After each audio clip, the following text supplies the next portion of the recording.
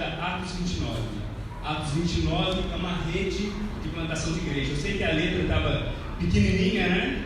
Em inglês, só para quem é fluente em inglês. Então, vou explicar um pouquinho do que é Atos 29. Atos 29 é uma família de igrejas que plantam outras igrejas. Eu creio que já são mais de 900 igrejas da rede Atos 29 ao redor do mundo.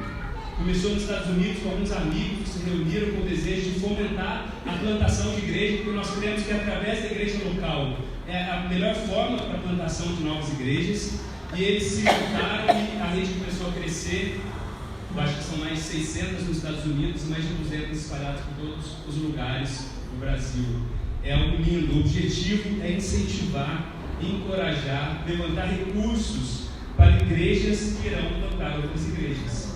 E a nossa igreja do Redentor no Rio de Janeiro, a igreja a qual a gente faz parte, ela faz parte da Atos 29 e nós, como igreja aqui, nós estamos no processo para fazer parte da rede. É um processo bem longo e bem cirúrgico, né? Não é algo fácil. E nessa rede tem a igreja presbiteriana, tem a igreja batista, a igreja independente, e o objetivo, como eu falei, é plantar novas igrejas. Então, a igreja do Redentor tem 6 anos, já está plantando a primeira igreja, já está ajudando na plantação de novas igrejas.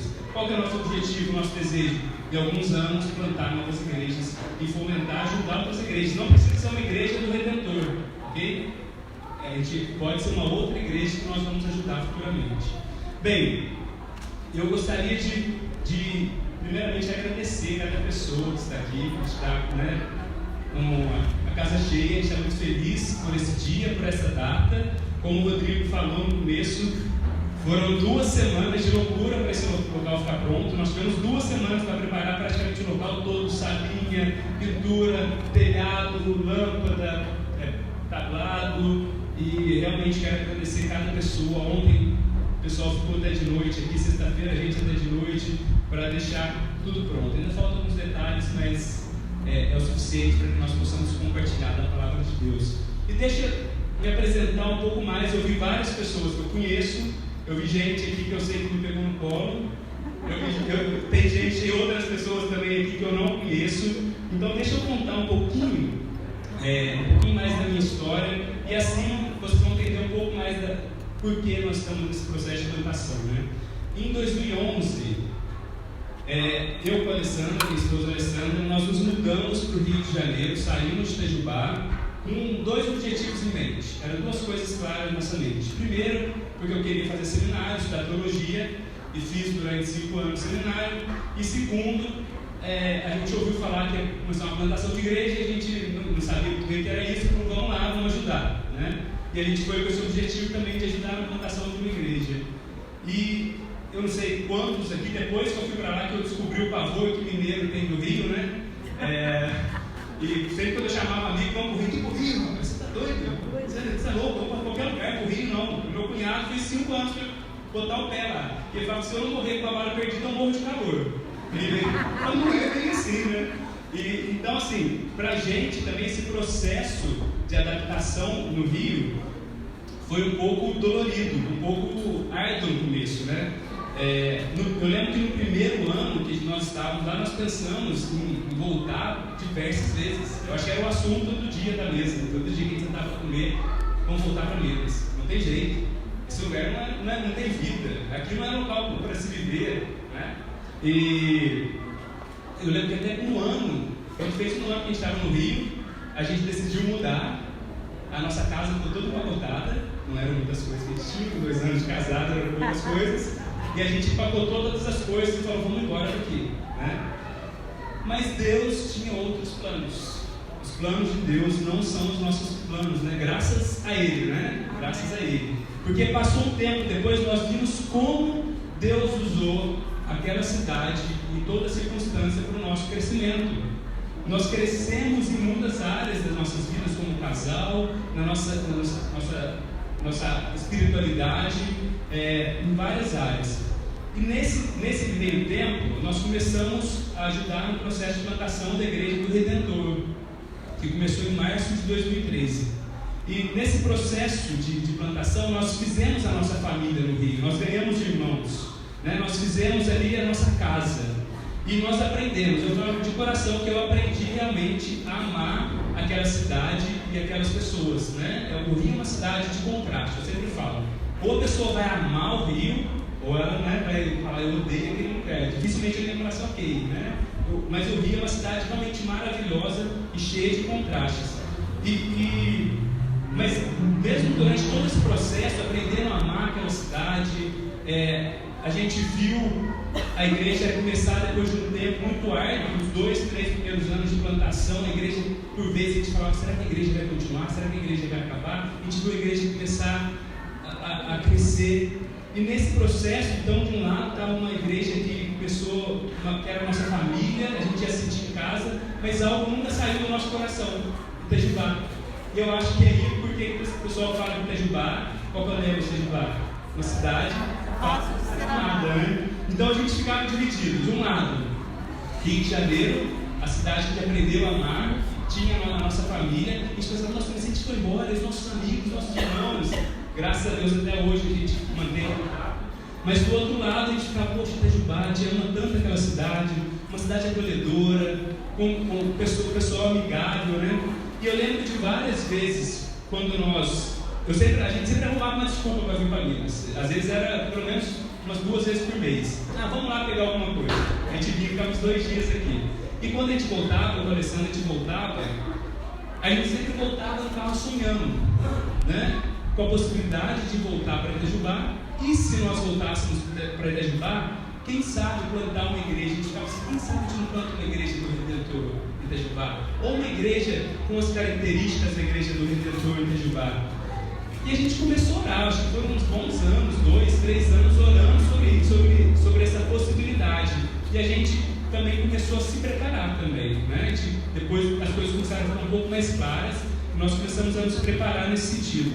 Então nessa noite, eu gostaria de compartilhar com vocês um pouquinho das características, dessas marcas que eu estou falando da Igreja do Redentor, e por que nós decidimos passar por esse processo de plantação novamente, mesmo sabendo o quão árduo é plantar uma igreja, começar uma igreja do zero. É árduo, é um trabalho árduo. E mesmo tendo passado isso, quando a igreja começou a crescer, eu lembro que a gente falava assim, nunca mais na vida. Nunca mais começa uma igreja de novo. E aqui estamos nós, né? Então, eu creio que nada melhor do que compartilhar a nossa missão, a missão da Igreja do Redentor, para que vocês possam entender um pouco mais da nossa igreja. E a nossa missão, a gente teve um treinamento durante 20 semanas, eu falei que a missão é a razão de nós existirmos, a razão da Igreja do Redentor existir. E ela está dividida em 4 partes. Deixa eu passar aqui. Ok. A nossa missão, o Rodrigo já falou, eu falo muito bem. O primeiro ponto da missão da Igreja do Redentor é exaltar a Cristo acima de tudo. Isso é o que define a nossa igreja. O nosso desejo é ver Cristo exaltado acima de todas as coisas. E aí depois, anunciar as boas novas, tem a ver com o evangelismo, com proclamar, fazer discípulos e servir ao mundo. Então, eu quero compartilhar um pouco sobre isso essa noite e quero falar sobre o nosso desejo de ser uma igreja que exalta Cristo sobre tudo. Vamos orar? Feche seus olhos, vamos falar com o Senhor, agradecer e pedir que Ele possa falar aos nossos corações. Deus Santo, nós te louvamos nessa noite, te agradecemos porque o Senhor tem nos guiado até aqui. Obrigado porque é a tua mão, Deus, que nos guia, que nos sustenta, é a tua mão que nos colocou aqui. Nós sabemos que o Senhor, como foi falado nesse vídeo, não há 1 milímetro, 1 polegada nessa terra que o Senhor não olhe e o Senhor fale, é meu, eu conquistei na cruz. Nós cremos que tudo é do Senhor, como fala em João, tudo foi criado pela tua palavra. Sem o Senhor, nada teria sido feito. Jesus, tu és o centro de todo o universo, mesmo que as pessoas não saibam disso. O Senhor é o centro de todo o universo, isso é verdade, isso é real. Nós cremos nisso como igreja, nós queremos proclamar e viver dessa forma. Que o Senhor possa falar ao nosso coração nessa noite, que o Senhor possa ser glorificado aqui em tudo que está sendo feito, Deus. Nós oramos em nome de Jesus. Amém. Então, nós desejamos ser uma igreja que exalta Cristo acima de tudo. Exaltar Cristo, eu não sei quanto vocês, mas quando a gente fala em exaltação, a gente pensa em adoração. Exaltação, adoração, né? E muitas vezes, especialmente dentro das nossas igrejas, e eu falo igrejas, principalmente igrejas protestantes, quando nós falamos em adoração, o que vem na sua mente? Adoração, louvor, música, muitas vezes vem isso, né? Então, muitas vezes, o que nós como igreja fazemos para exaltar o nome de Cristo acima de tudo? Vamos fazer um louvorzão de 48 horas, 2 dias de louvor, um som bem alto, para que toda a vizinhança possa ver, se ela não ver, ela vai ouvir, que o nome de Jesus é o nome acima de todo nome. Então, está cortando um pouquinho, vamos lá. Então a gente coloca o som bem alto e faz 48 horas de louvor, de adoração, e a gente exalta o nome de Cristo acima de todas as coisas. Será que é sobre isso que a gente quer ser uma igreja que exalta o nome de Cristo acima de todas as coisas? Não. Eu creio que isso talvez seja uma parte de exaltar o nome de Cristo. O som alto não, né? Eu acho que isso aí, em vez de você fazer com que as pessoas queiram conhecer a Cristo, a gente acaba repelindo, mas exaltar Cristo tem mais a ver com o que a gente vai ler no texto aqui hoje. Em João, capítulo 1, versículo 19. Segue. Vou pegar esse som. João 1, 19 e 27. Se você tem sua Bíblia, a gente está com a versão NVI. Se você não tem, você pode acompanhar ali. A gente vai ler esse texto essa noite. E fala assim: esse foi o testemunho de João, quando os judeus de Jerusalém enviaram os sacerdotes e levitas para lhe perguntarem quem ele era. Ele confessou e não negou, declarou abertamente: não sou o Cristo. Perguntaram-lhe: então, quem é você? É Elias? Ele disse: não sou. É o profeta? Ele respondeu: não. Finalmente perguntaram: quem é você? Dê-nos uma resposta para que a levemos àqueles que nos enviaram. Que diz você acerca de si próprio? João respondeu com as palavras do profeta Isaías: eu sou a voz do que clama no deserto, faça um caminho reto para o Senhor. Alguns fariseus que tinham sido enviados interrogaram-no: então, por que você batiza, se não é o Cristo, nem Elias, nem o profeta?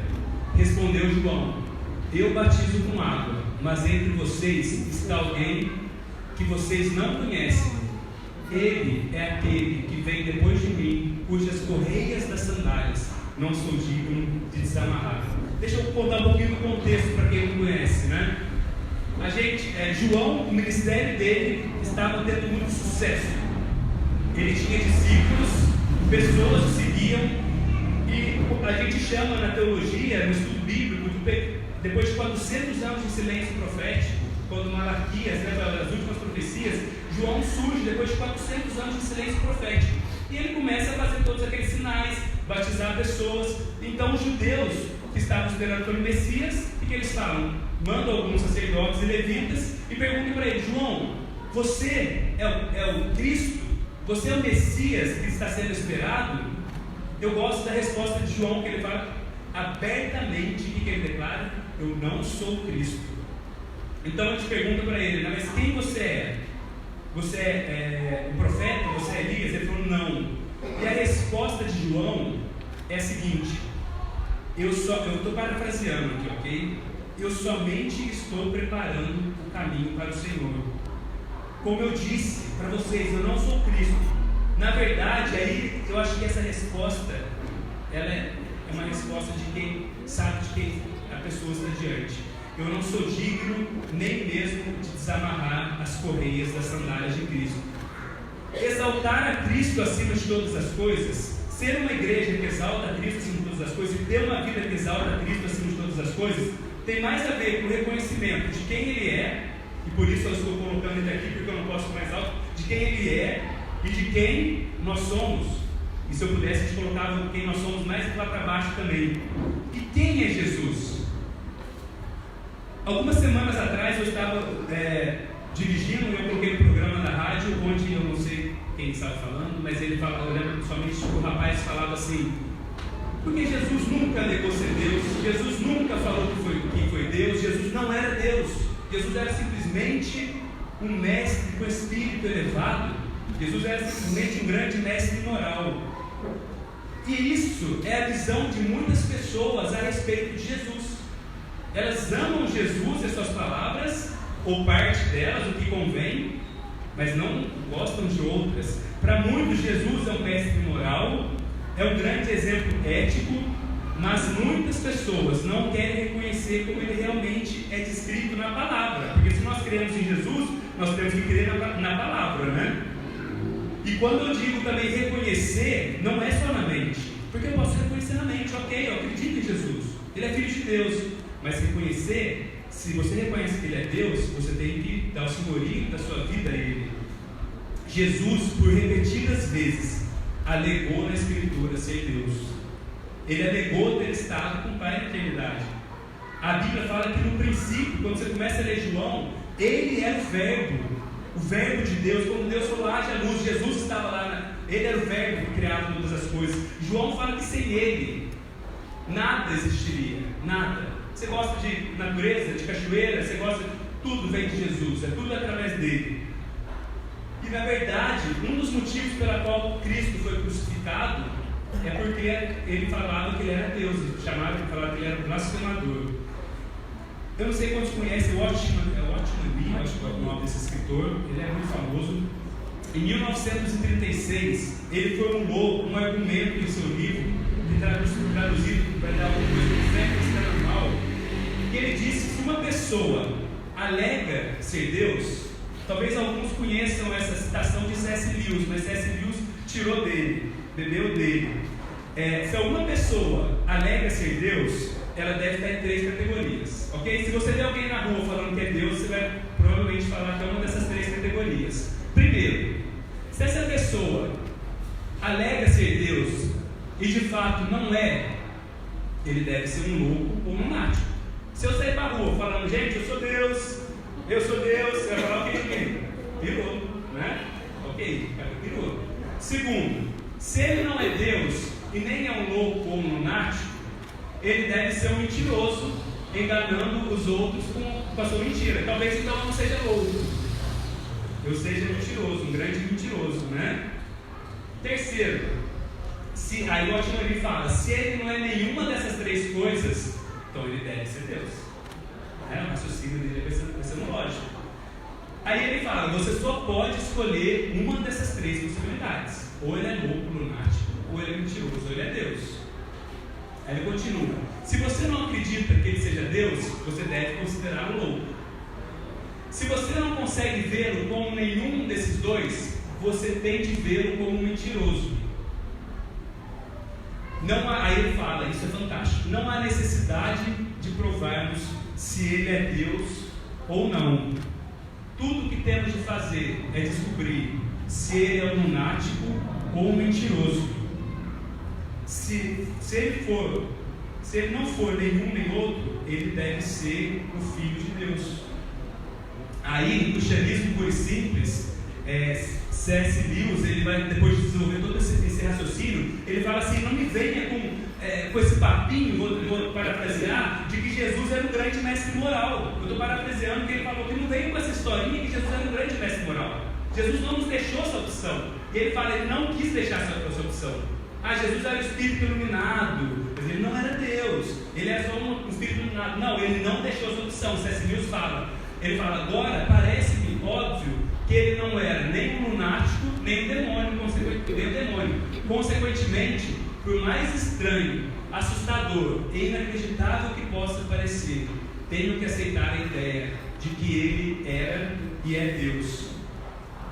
E é por esse motivo que João se sentia tão indigno de desamarrar as sandálias de alguém. Eu não sei se você se sente indigno de desamarrar as sandálias de alguém, mas João sabia quem ele era e quem Jesus era. Talvez foi esse motivo também pela qual Pedro, depois da pesca maravilhosa, né? Depois de tentar pescar uma noite toda e Jesus manda ele jogar a rede ao mar e ele fica maravilhado, ele vê que quem está diante dele é o próprio Deus encarnado.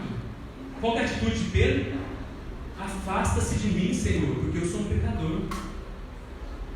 Então, é nesse processo onde homens pecadores reconhecem um Senhor santo, um Deus santo, que o nome de Jesus é exaltado. Gente, quem é o homem? Quem sou eu? Quem é você? A gente não tem tempo para fazer uma análise extensa aqui, mas se você abrir o seu jornal, acho que jornal ninguém mais abre hoje, né? Você abrir sua página da UOL de notícias, qual você assina ou você vê, você vai ver quem é o homem. Não precisa de uma análise muito extensa para ver quem é o homem. Ou melhor, se você parar e olhar um pouquinho para dentro do seu interior com sinceridade, você vai ver o quão pecador, miserável e carente da graça de Deus nós somos.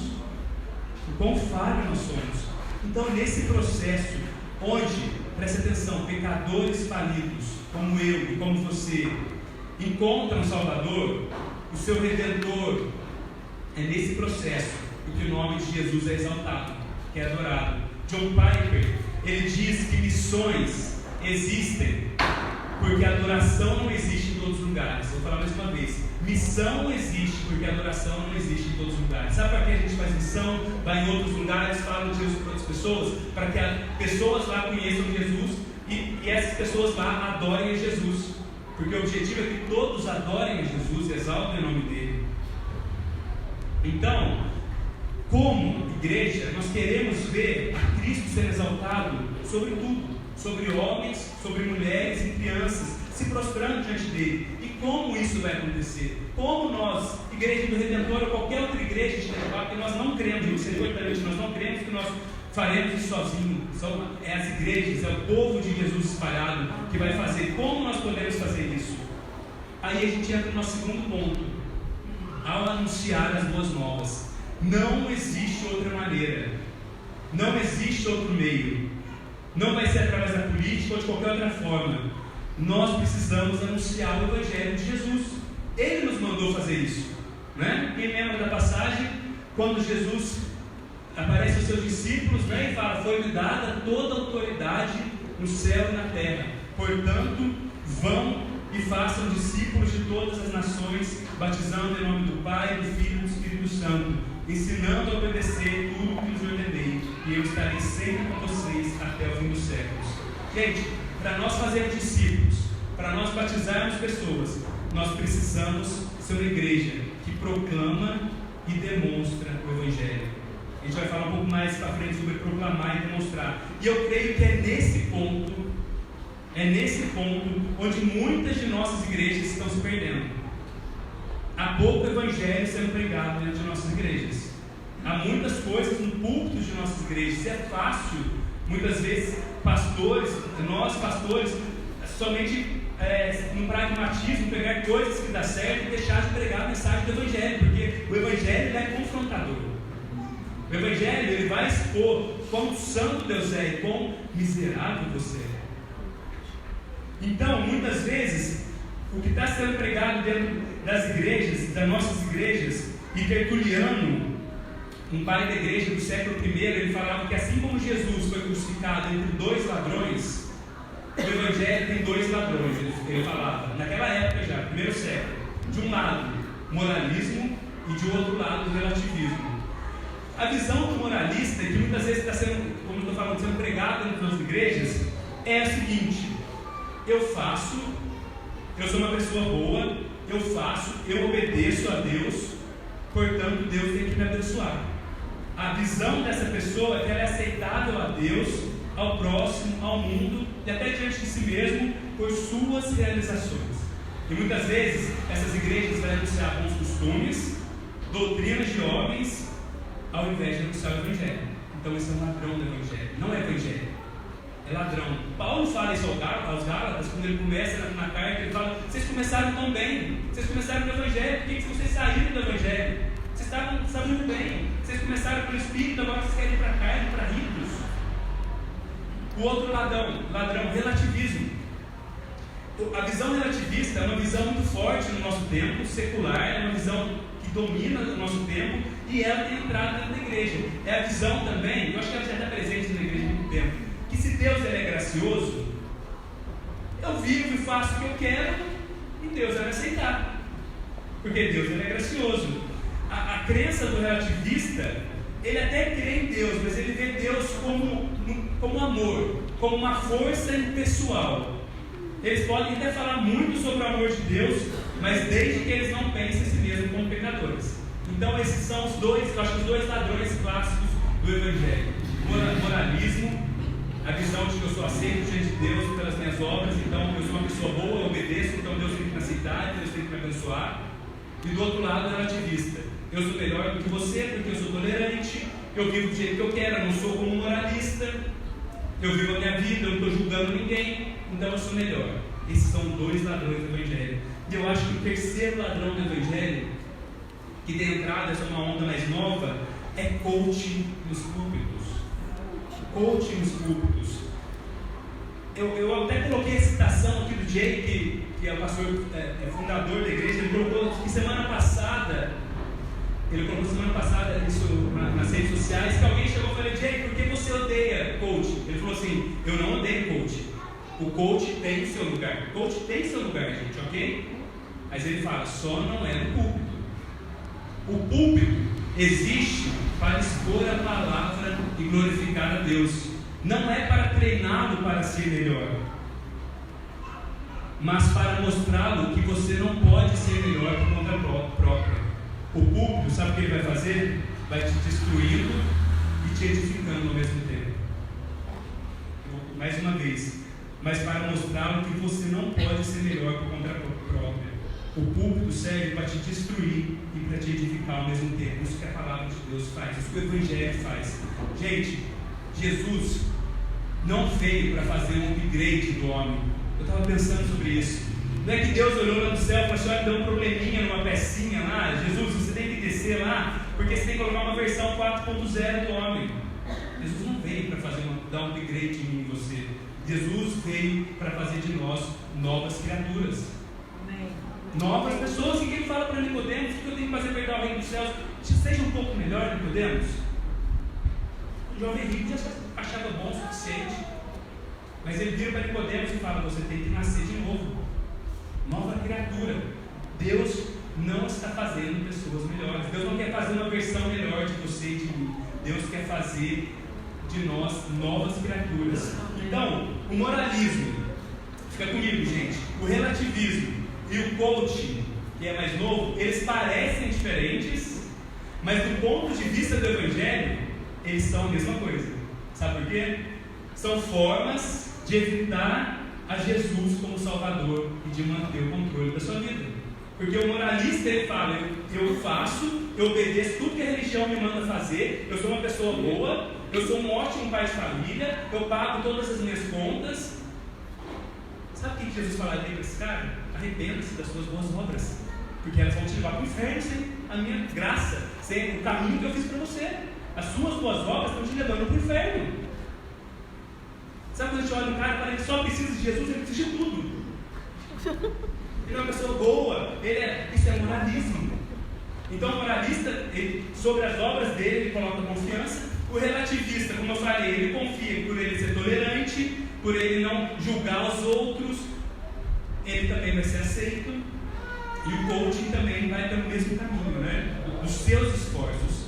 Gente, Evangelho são boas notícias. Evangelho não é bons conselhos, ok? Não é bom conselho. Eu posso dar bom conselho para alguém e não falar do Evangelho, mas sempre quando eu falar das boas novas, eu tenho que falar de Jesus. Eu posso tentar com você te dar bons conselhos e não falar de Jesus em nenhum momento, mas se eu falar de boas novas, eu vou falar do que Jesus fez. E o que é Evangelho? Então, já que a gente está falando tanto do Evangelho, né? Evangelho, tem um pastor americano que eu não vou nem pronunciar o sobrenome dele, que eu fui treinando em casa, mas é muito difícil. Chudinger, acho que é alguma coisa assim. Ele fala assim: mas o coração do Evangelho,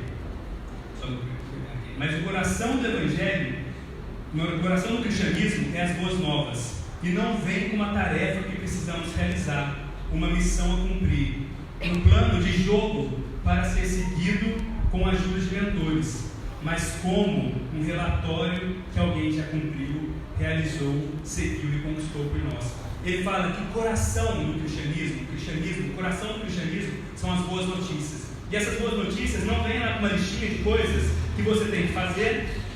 Faça isso, chama alguém para te ajudar a fazer isso, faça aquilo outro e você vai ser aceito. Não, boas novas que Jesus nos manda proclamar lá no texto que a gente leu, ide por todo mundo. O que Jesus mandou falar? Vai e avisa todo mundo que eu já cumpri, eu já fiz, eu já revisei o que ninguém conseguiria fazer, que ninguém conseguiu fazer nesse tempo todo. Desde lá da queda, quando Deus promete levantar aquele que pisaria a cabeça da serpente, quando o homem peca, ali até a primeira prova do Evangelho, a primeira sementinha do Evangelho, eu vou levantar da mulher, eu vou levantar aquele que vai pisar a cabeça da serpente, esmagar a cabeça da serpente. Então, isso é o Evangelho, as boas notícias. Jesus fala, vai e fala para todo mundo que o meu reino já está aqui. Fala que eu vivi uma vida perfeita. Fala que eu não mereci a morte, eu fui para a cruz no lugar de vocês. Lá, eu dei a minha justiça a vocês. E vocês podem se revestir da minha justiça para se chegar diante de Deus. Anuncie essas boas notícias. Existe um caminho que eu preparei para vocês que é seguro. Tim Keller, esse dia mais famoso, né? Talvez o escritor mais famoso da atualidade, pastores, ele fala: o Evangelho é boas novas, que através de Cristo, o poder do reino de Deus entrou na história para restaurar o mundo inteiro. Através do Evangelho, o mundo inteiro está sendo restaurado. Quando nós cremos e confiamos na obra de Jesus e nos seus registros, no que Ele fez, ok? Para o nosso relacionamento com Deus, o poder do reino vem e começa a operar em nós. Quando você confia no que Jesus fez por você, o poder do reino de Deus vem e começa a operar em você e em mim.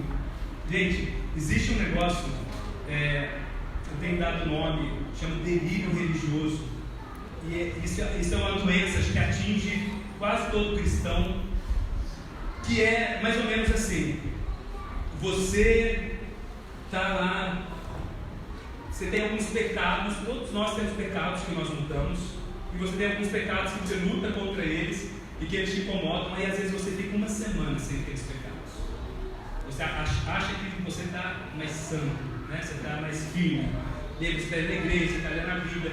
Aí você consegue se chegar diante de Deus e orar. Agora eu posso chegar diante de Deus e orar. Aí você vai e peca. Aí você começa a se sentir o pior dos pecadores. E aí você não ora. Gente, nem no seu maior delírio, quando você está se achando santo pelo seu próprio esforço, você vai ser recebido diante de Deus pelo seu esforço. Nem quando você está no seu fundo do poço também não é por você. Quando nós cristãos entendemos que nós nos achegamos diante de um Deus santo, tão santo, pecadores, que não é através do meu esforço, não é através do que eu faço, mas através do que Jesus fez, nós saberemos que nós temos um caminho seguro. Seja no dia mau, que você está sentindo o pior dos pecadores, ou seja no dia bom. Quando nós temos essa ciência, quando você está nos seus melhores dias, você fala assim: não é sobre mim, não é sobre os meus registros, é sobre o que Jesus fez. Isso é Evangelho. E quando você estiver naquele dia mal, também você vai ajoelhar, vai clamar ao Senhor, e vai saber que não é também porque você pecou, você não pode chegar diante de Deus, porque nós temos um intercessor, nós temos Jesus que nos justifica diante de Deus. Então, um entendimento claro na nossa mente do que é Evangelho, e as nossas igrejas, os nossos púlpitos precisam ser centrados na palavra de Deus, não no que eu acho, não no que eu quero falar, mas na palavra de Deus. Nós desejamos, como igreja do Redentor, ter discípulos missionais. Aí talvez você possa falar: o quê? Missionais ou missionários? Quantos aqui já ouviram essa palavra missional? Missional? Ninguém? Alguns já ouviram. Deixa eu explicar um pouquinho, você pode estar achando que eu estou falando errado. Missional veio para redimir a palavra missionário. Não que missionário precisa de redimir essa palavra, que é uma palavra bíblica, né? Mas muitas vezes quando a gente pensa em missionário, a gente pensa em alguém que larga tudo, vai lá para o outro lado do mundo pregar o Evangelho, lugares não alcançados. Ok, isso é missionário. Mas e nós? O que nós somos então? A gente está aqui, a gente vai na igreja, a gente fica aqui, mas o que você é? Não, sou cristão. Missionário é um termo usado que foi começou a ser usada por um missiólogo britânico que, depois de ficar diversos anos fazendo missão, eu acho que na Índia, por 30 anos, ele volta para a Inglaterra e ele começa a lecionar os seminários. Ele vê que ninguém mais acredita na Bíblia. Aí ele fala assim: eu saí para levar a palavra de Deus para outros continentes e a minha nação foi agonizada. Por quê? É culpa dos que saem? Não, é culpa dessa separação de que parece que missionário é só aquele que vai para algum lugar fazer missão. Spurgeon fala que todo crente, todo cristão, ele é ou missionário ou é um impostor. Se você se diz cristão, se você não se enxerga em missão, você é um impostor. Então nós desejamos ter uma igreja onde cada pessoa, nós temos falado muito sobre isso no treinamento que nós fizemos. Cada pessoa é um missionário dentro do seu CEP. Missional é eu entender que no CEP, na cidade que eu moro, eu sou agente de missão de Deus. E assim como um cara que vai para a Índia, ele estuda a língua, o costume, meios de se conectar com a cultura e aproveita cada oportunidade para falar de Jesus, eu tenho que fazer isso no local onde estou. Porque se eu entender que eu sou missionário, missional, o que você quiser usar, se eu tiver interessado, eu vou falar de Cristo para as pessoas. Eu posso dar uns conselhos, eu vou falar as boas novas, proclamar elas. Se eu vou transferido para São Paulo, eu vou falar de Jesus lá. Porque eu entendo que Deus é um Deus de missão. E a sua igreja está em missão também. Então, como discípulos missionais, nós desejamos cumprir o nosso terceiro e quarto ponto, né, da nossa missão, que é fazer discípulos e servir ao mundo. Fazer discípulos e servir ao mundo. E quais são as marcas do discípulo missionário? Um discípulo missional é alguém que aprende o Evangelho, ele relata o Evangelho e ele comunica o Evangelho. Vou explicar. Ficou claro que todo mundo é missional? Mesma coisa que missionário, só que com um nome diferente para não parecer que missionário é só aquele que vai para outro lugar para fazer missão. Todos somos missionários ou missional. Então, o discípulo missional, ele aprende primeiro cognitivamente, ele entende a mensagem do Evangelho, e a gente chama isso de metanoia, a mente dele é transformada. Ele começa, uma vez que a mente dele é transformada, ele começa a relatar o Evangelho. Como? No seu comportamento. Ele começa a ter atitudes diferentes, ele começa a viver diferente e ele comunica o Evangelho oralmente. E uma igreja missional é simplesmente um coletivo de discípulos missionais. O que nós desejamos ser? Pessoas comuns, que vivem vidas comuns, mas com uma grande intenção: o Evangelho de Jesus. Não tem ninguém aqui que é melhor que ninguém aqui é mais santo do que o outro, todos somos pecadores, mas somos pessoas comuns que vivem vidas comuns com essa intencionalidade, o grande Evangelho.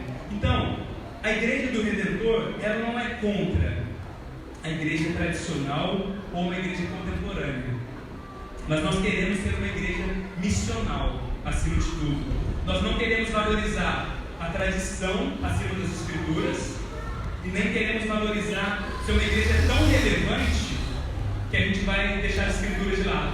A gente é tão relevante para a sociedade que a gente perdeu a nossa relevância, porque a gente perdeu o que nos faz relevante, é a palavra.